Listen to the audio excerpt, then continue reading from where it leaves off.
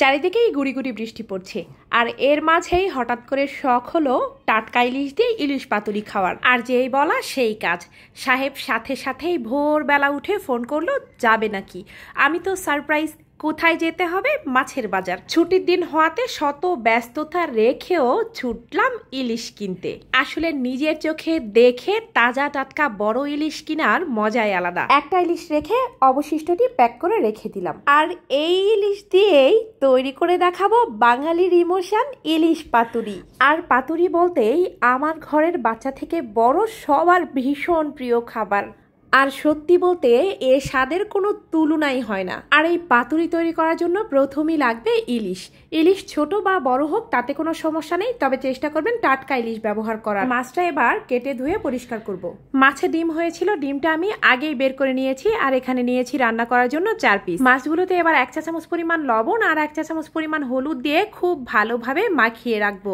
আর এভাবেই রেস্টে রেখে দিব 15 থেকে 20 মিনিট। এবার পানি ভর্তি একটা বাটিতে নিয়ে নিব 2 টেবিল চামচ পরিমাণ হলুদ সরিষা, আরও নিয়ে নিব 1 টেবিল চামচ পরিমাণ কালো সরিষা আর 1 টেবিল চামচ পরিমাণ পোস্ত। এবার এগুলো 10 থেকে 15 মিনিটের জন্য একটু ভিজিয়ে রাখবো। আর 10-15 মিনিট বাদে খুব ভালোভাবে ধুয়ে পরিষ্কার করে নিয়েছি, কারণ সরিষা পোস্ততে মোটামুটি ভালোই বালু থাকে। এবার এর সাথে দিয়ে দিব 2 টেবিল চামচ পরিমাণ নারকেল, এর সাথে দিয়ে দিব 4-5টা কাঁচামরিচ আর 1/2 চা চামচের মতো লবণ। এবার খুব ভালোভাবে কোমর বেঁধে বেটে নিতে হবে।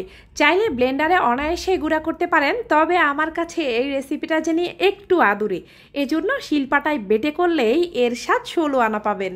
ওই যে বলে না, মনের শান্তি। দেখুন সবকিছু খুব ভালোভাবে মিশিয়ে বেটে নিয়েছি। এবার বড় সাইজের একটা বাটিতে নিয়ে নিব প্রথমেই সর্ষে বাটা, এর সাথে দিয়ে দিব 4 টেবিল চামচ পরিমাণ টক দই, যেটা আমি মেপে পানি ঝরিয়ে রেখেছিলাম।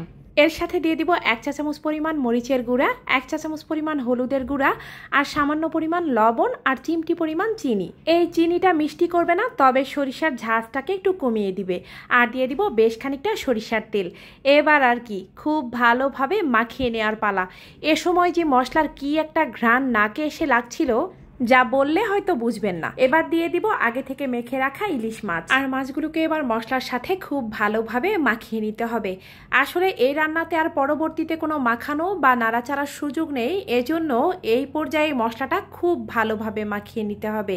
আর মাখানো হয়ে গেলে রেখে দিয়ে চলে এলাম পাতার প্রিপারেশনে। আমি এখানে একটু বড় সাইজের দেখে কচি লাউ পাতা নিয়েছি, অনেকে আবার কলা পাতাতেও করে থাকে, তাতেও সমস্যা নেই। হাতের কাছে যা থাকবে তাই দিয়েই বানিয়ে নিতে পারবেন। যেহেতু লাউ পাতাগুলো ছোট হয়ে থাকে, এজন্য 3টা একসাথে জুড়ে নিব। আর এর মাঝখানে জোড়া যে অংশটা আছে তাতে দিয়ে দিব মশলা আর ইলিশ মাছ। মাছের উপর দিয়ে দিব আরো খানিকটা মশলা, আর উপর থেকে দিয়ে দিব একটা কাঁচামরিচ ফ্লেভারের জন্য, আর দিয়ে দিব খানিকটা সরিষার তেল। এবার মাছের পিসটাকে পাতা দিয়ে খুব ভালোভাবে মুড়িয়ে নিতে হবে। খেয়াল রাখবেন কোনো অংশই যাতে খোলা না থাকে। আর দেখতেই পাচ্ছেন কাজটা কি করে করতে হবে। আর এই তো দেখুন ভাঁজ দিয়ে নেওয়া হয়ে গিয়েছে। এবার একইভাবে সবগুলো আমি ভাঁজ দিয়ে নিব।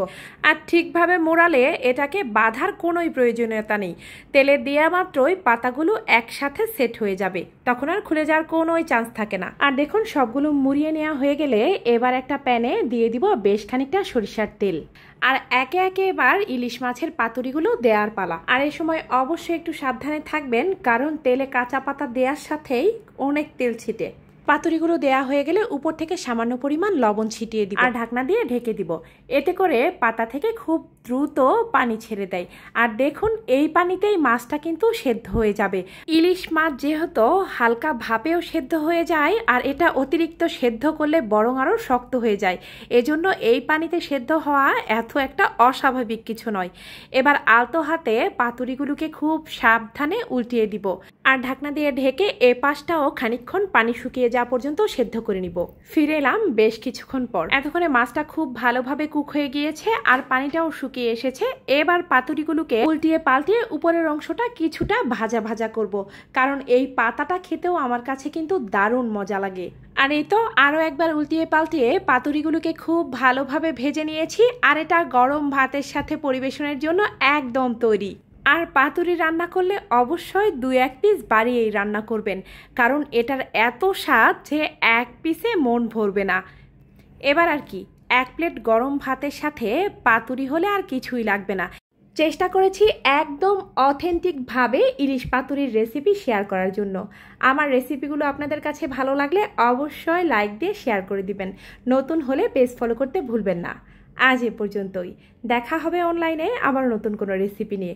আল্লাহ হাফেজ।